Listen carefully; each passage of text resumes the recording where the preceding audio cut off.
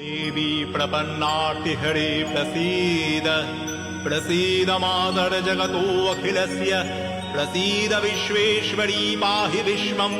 त्वमीश्वरी देवी चराचरस्य आधारभूता जगतस्त्वमेका महीस्वरूपेण यतः स्थितासि अपां स्वरूपस्थितया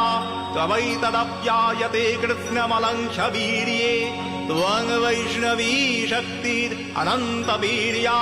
विश्वस्य बीजं परमासि माया सम्मोहितं देवि समस्त्यमेतत् त्वं वै प्रसन्ना भुवि मुक्तिहेतुः विद्याः समस्तास्तव देवि भेदा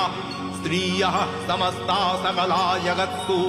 त्ववैकया पूरितमन्नैवैतत् आते स्तुतिः स्तव्यपरापरुक्तिः